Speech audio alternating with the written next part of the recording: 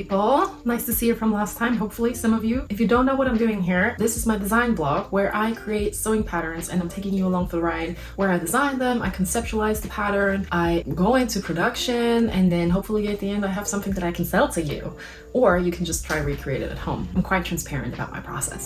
Anyhow, last time in the first video of this series, I started creating a beautiful flowy, drapey, neck-halter dress that eventually I'm planning to make in a beautiful Liberty silk that I bought back in January. I actually have a fabric haul video on that, which I can link in the description. So last time we ended up with a sensible, probably working top pattern. So the top of the dress is kind of like sussed out. Today, I am attempting to make this into a wearable toile, meaning I'm going to test the pattern for myself and I'm going to make it into a dress that eventually can be worn, but I'm not going to do it with the fabric that I intend to do it with for the final piece. I went outside, went to Goldhawk Road here in London, where there are lots of great fabric stores, and I bought this polyester satin, which has a very, very nice subtle shimmer to it. It's black, and I can actually see a theme emerging, which is quite interesting because the first pattern that I worked on, which is the Ophelia dress, if you haven't seen that, go and check it out. The pattern for that is already in my Etsy shop. I made a wearable toile that was also black, and I kind of feel like I'm doing this because I'm not naturally drawn to black for my designs, for my projects, but I'm lacking black things in my wardrobe, so I kind of feel like making a wearable toile in black makes a lot of sense. So that's why I chose that color, and I think it could be a good wardrobe staple if it turns out all right.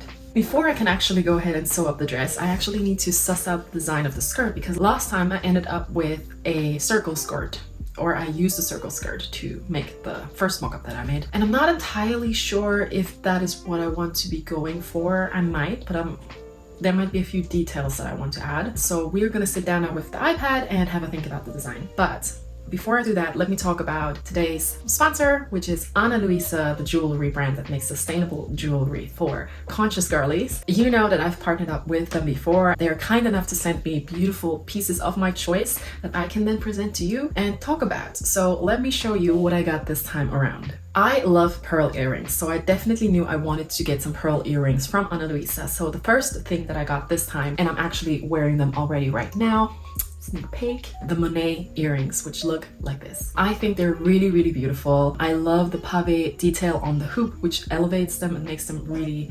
occasional, but also because they're quite small and dainty, you could still wear them every day. I definitely think you could wear these to a wedding.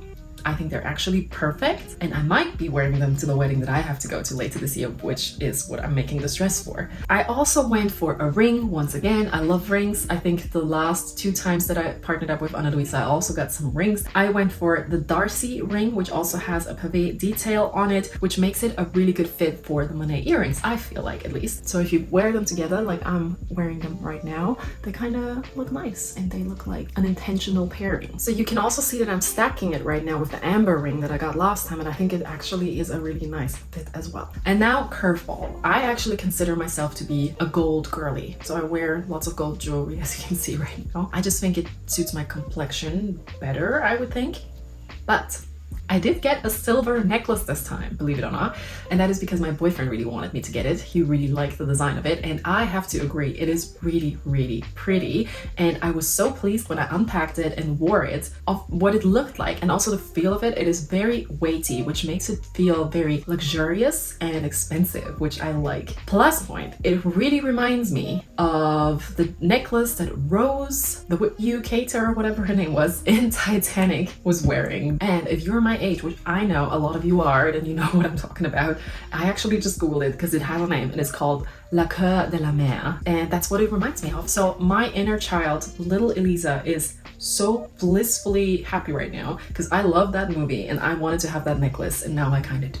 So that's a nice side effect. So if you love any of these pieces, go ahead, check out the Luisa shop, and don't forget to apply my discount code thrillsandstitches20. It's also in the description box for 20% off your first order. Isn't that a nice deal?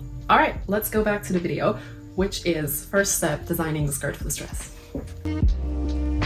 Okay, so we know that this is what top looks like. This is what I've been working on last time. In the end, it turned out to be quite simple. A neck halter top with a shawl up here that's going to hold it up. And now we have to think about what the skirt is going to look like. There are multiple options and like multiple routes we could go down. One would be to create a bias skirt for it, because we're working with silk, and the bias cut on silk obviously looks really nice and works really well. It makes the difficulty of the dress, or it like ramps up the difficulty of the dress by quite a margin though, because cutting, you know, sewing anything on the bias is just harder. There's another option of going for a circle skirt, but it's also very simple. So what could I do to kind of like make it a little bit more interesting? Again, I have a lot of fabric. I think I want to make sure that I'm using most of the fabric that I have, so as to not to be wasteful, because it was very expensive. And it's going to look really nice when I am on the dance floor, because it's going to be very flowy and it's gonna give the fabric an opportunity to shine. But what I'm thinking is, up here in the waist section,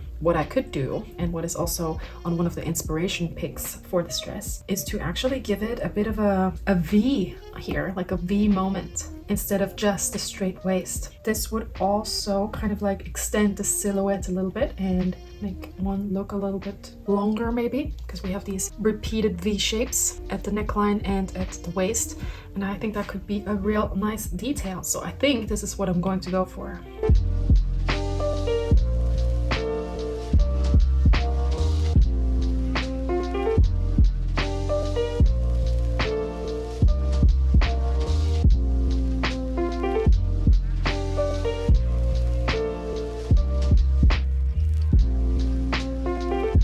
Okay, here we go. So this is probably what the final dress is going to look like in terms of its silhouette.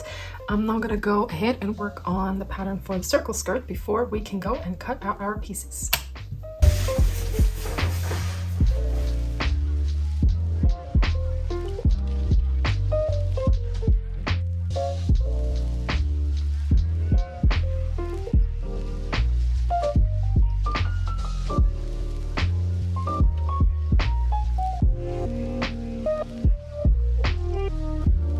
Can you see what I'm trying to do here?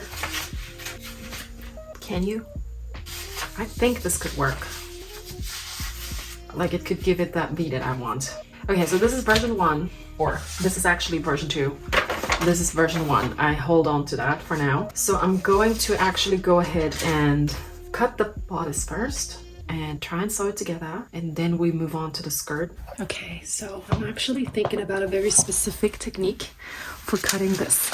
Let me show you how. This is the top end of my fabric, and the grain line for this pattern is actually like this. So the neckline is non-stretchy, because if I would cut it like this, the neckline would stretch quite drastically, and I don't want that. I need the neckline to be stable this way. So this is how I'm gonna cut it. But that's not all. We have a fold here, and we have a fold here. So the question is, how are we going to cut this? I could obviously mirror the pattern piece over and then just place this on a fold and cut it all, but I don't think that's necessary.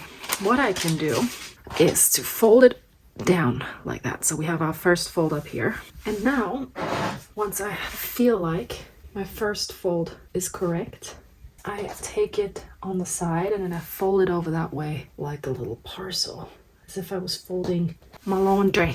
Once I have this sussed out, I can place the pattern like so along the fold up here and along the fold here, and then hopefully we should have a perfectly symmetrical piece. And I don't want to be using pins, so I am going to try and use some pattern weights, and my pattern weights are my boyfriend's espresso cups.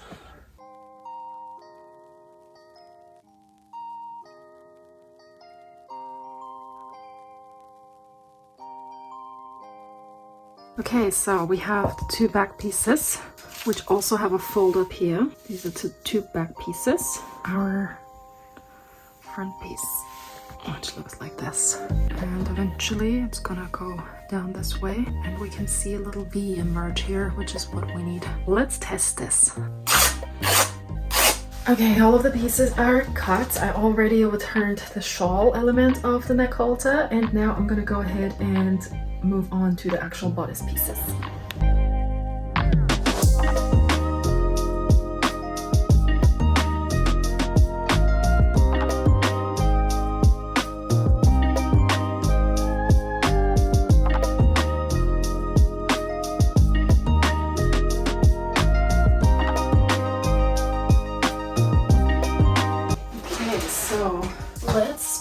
these things together and see what they look like. We have the shawl, which is this. And then this goes in and over or under, however you want to say. Then I'll pull this up and tie it together.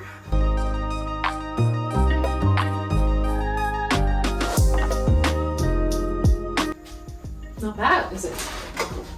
Okay, so then we pull this down and it fits quite well. So it's doing something here that I don't quite like, but I don't know if that actually would be the case on me because I'm not rigid and I don't have Barbie boobs like this mannequin does. So it might not look like this on me, but it looks quite promising. What do you think? I think I'll try it on myself. Okay, so this is on me now. And this works surprisingly well, I would say. I think we're getting somewhere. But I don't know if it's perfect. I don't think it's perfect, that's what I'm trying to say. And the reason I'm thinking it's not perfect is I want to take it in a little bit here on the side. And then I'm also thinking, can I close this up until here? We have the V coming here. Should I put some width into this piece and then give it pleats along the waist to make it a little fuller and not quite so fitted? So what I'm probably gonna do when I wear this is wear silicone pads, so you know we don't see things we don't want people to see. This is quite something. I think I want to close this like so. Okay, better. I think it's better now. So I closed off the front, so this is sewn together as you can see. I took in the sides a little bit, and now it's a really good fit actually. Again, the V is here, which is good. So hopefully I can manage to create the circle skirt with a V here as well. Then this is gonna show real nicely. So in terms of like, I look like a mess. In terms of like the length of the skirt, it's definitely gonna be probably ankle length. It's definitely gonna be probably ankle. I want to make it ankle length. Okay, good. Let's move on. Right, it's the next morning. It's time for the skirt. It's also a beautiful day today, so I'm a bit in a time crunch because I want to enjoy the sunshine as long as it's here. So the first thing I'm going to do is cut the skirt.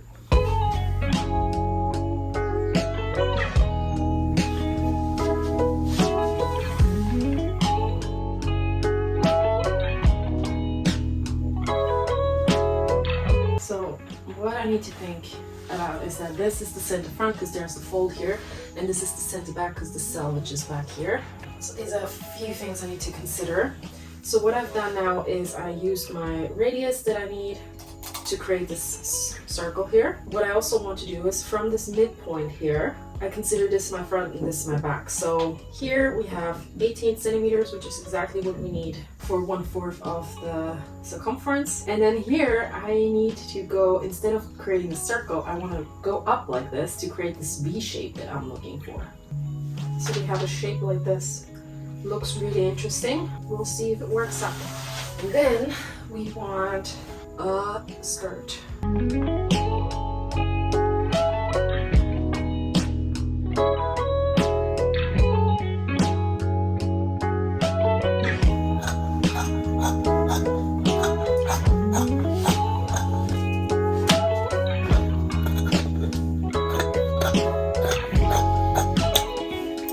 So this is the skirt on the half. This is the center front, this is the center back. So if I place it like so, you can see it going up here, and the wrist is like a normal skirt. So if I open this up, you can see this interesting shape. And that's gonna go like this. Well, that worked like a charm. What do we say?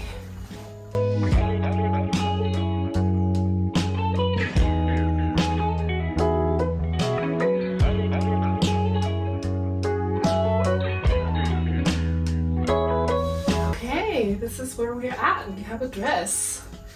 What do you guys think? I love this fabric. It looks very luxurious, which I think is nice. I think this is pretty close to the final product, but not quite. What am I thinking? So the skirt, interestingly, has this shape where the sides are longer than the front and the back, which is a thing, but wasn't intended, interestingly. I'm not mad at it. I think it looks cool, especially in this black version of the dress. For the final product, it might be that I want to create a little bit of a longer skirt, even just a smidge, probably just above the ankle. It's a little bit shorter than that right now. Okay, so this fabric is static. It's like clinging to my legs. I don't know if you can see this. So lining should be inserted here. I like the shape of the top. The question is, with the final product, what is the actual finishing process? So will I also, like I did here, create this mirror piece, so I have the fold along the neckline and have it lined immediately, or will I create a separate lining piece? That is the question. I mean, it's really up to anyone who's sewing this dress and how they finish it. It just depends on what my recommendation is when I actually create a tutorial video. So I will have to have a think about that. It might be that for my dress, I want to create a totally separate lining for it, because it just allows for more accuracy around the seams and everything. This is pretty accurate, but I know that it's not 100% like totally symmetrical, just because with the fold and with the nature of this fabric, things are tugging a little bit, so it's moving more. I feel like if I create the silk shell and then a lining separately, it's gonna be more accurate, if that makes sense. And then the last thing I'm thinking about with the top is if I want to fan out the front piece, so then it's gathered along the waist of the skirt. So there's a little bit of a ruffle moment here, and this is a little looser than it is right now, because right now it's very, you know, you're not hiding much with the setup of this dress right now. Of course, again, I will wear a silicone bra, but you know, you can see the shape of the body pretty well. And that's about it. Yeah.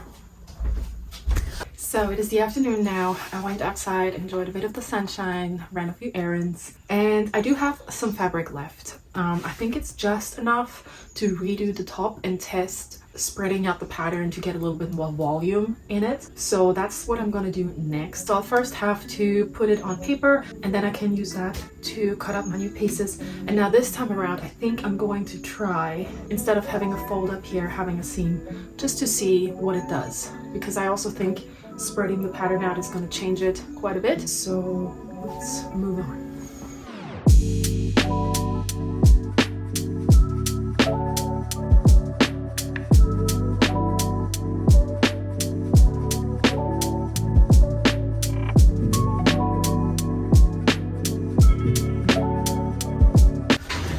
Alright, we made some good progress. I did a lot of it off camera because I needed to focus a little bit and a bit of me time. So I'm gonna explain to you now what it is that I did.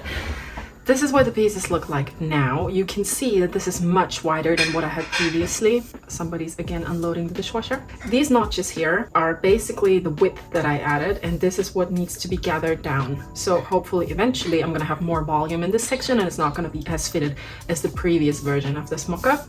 Okay, so this iteration wasn't it. I have these little flaps here now, which, oh, and there's a needle, I think. So I have these little flaps here now, so there is width, but it looks awful. This is not what I wanted, especially because here there isn't any more volume. So now I'm thinking another way to go would be to make the section that is holding the neck halter actually taller, so there is more ruffle here. So that's what I'm thinking now. Okay, but that means we need to make another iteration of this. Okay, it is now a couple of days later, and I had some time to think on this. And I think what I want to do is to add more volume to this section of the front, which means that I have to heighten this area here. This needs to become higher.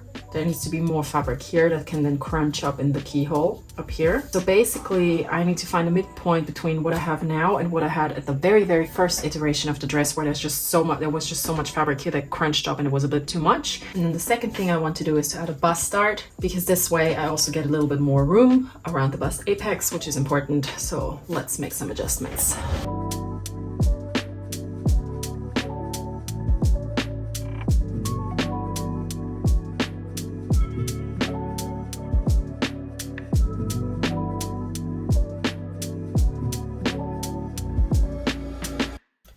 Okay, so version number 3. It's early morning for me, which is why my voice sounds a bit weird.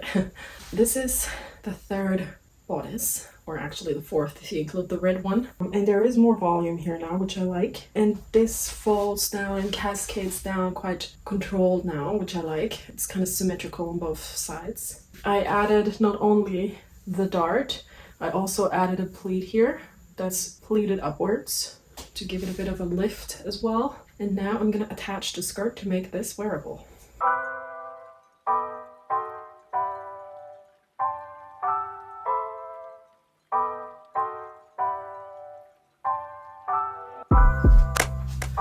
Alright, here we have the final version of the dress as of now. You can see that there's much more volume in the top. The skirt is really nice. I really like the shape of it. The dip on the sides, I don't know, it just fits the design of the rest of the dress. I have provisionally put in a zip that needs a little bit of more work. The hem isn't done yet, but other than that, this would be a wearable toile, I would say. I will work on the flat pattern for this. My thinking is to make the dart just a smidge smaller because I have a lot of volume here now that I don't need personally. So I will take it in just a little bit and also raise it up because right now it's actually under my bust and it needs to go up a little bit. But I am quite happy with the shape of this dress. And once the zipper is in properly, it's a little taken in as well, and then it should be a really good fit for me. I had a chat with my mom yesterday. She really loved the design of this. And then I told her that I was going to make it with this fabric, and then she didn't like it that much anymore. Which is giving me a bit of insecurities around this. Not obviously around the dress, because the dress works, but my fabric choice. Which is funny, because I made the dress specifically for this fabric. Her argument was that she says the dress shines because the fabric is plain and that makes you see the style lines, which I get. She said if you make it in this, then you probably won't see the style lines as much. The other thing that I was always a little bit apprehensive about with this silk, obviously, is that it creases. So on the day when I'm sitting down, when I'm doing things, there will be creases in the dress, which, yeah, I don't know, food for thought. But this is where I'll leave you today. You've seen the final shape of the dress. However, the final product, we will see where it takes us. Next time, I am probably going to continue working on the flat pattern, and hopefully maybe I've made a fabric choice by then. See you next time. And don't forget to apply my discount code. And then here, what was that?